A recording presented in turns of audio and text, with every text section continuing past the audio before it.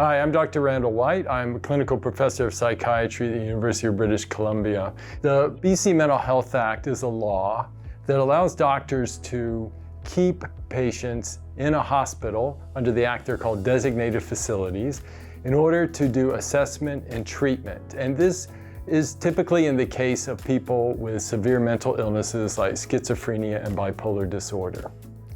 In order for a doctor to keep a patient in hospital under the Mental Health Act, the patient has to, first of all, have a diagnosis of a severe mental disorder. Second of all, the person has to be affected by that disorder at that moment in time, such that their behavior, their ability to make decisions are adversely affected, and that could put them at risk to either do something that could harm themselves, that could harm other people, or that they could have some deterioration mentally or physically.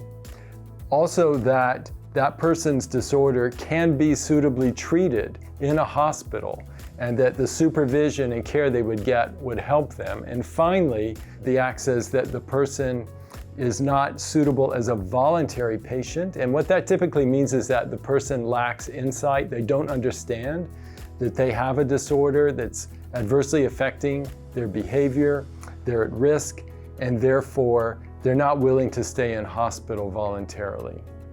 When people are affected by the most severe mental illnesses, their behaviors can become disorganized.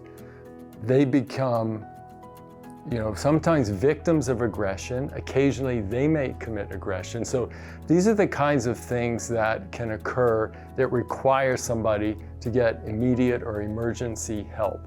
The Mental Health Act really prevents people from having severe ongoing mental illness, from injuries, from victimization, from deterioration in the streets, from also ending up in jail. The Mental Health Act, for instance, has a section that allows police to bring people to hospital if they think that the behaviors that the person has could be related to mental illness.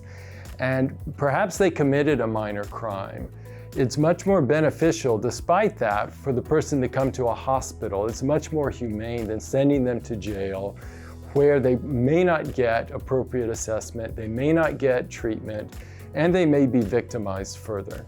I've had more than one patient who was angry or confused about why they were kept in hospital. And at first they were asking to leave as soon as possible, or they were calling their family asking, "Why am I here? Please get me out of here." They were suspicious, they were afraid of the nurses, they were rejecting medications. These are all quite typical when people are very paranoid, very agitated.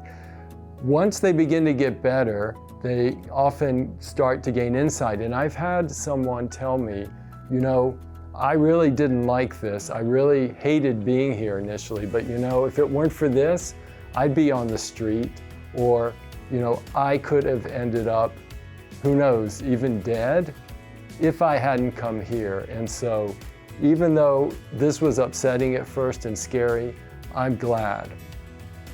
These illnesses like schizophrenia, bipolar disorder, they affect everyone in the household. They don't know where to turn for help. The mental health system itself is confusing. So it's really essential that those people who are living with a person affected understand what's going on. And there's so much stigma and sometimes guilt associated that they really need support and education. So that's the first thing, explaining what the diagnosis is.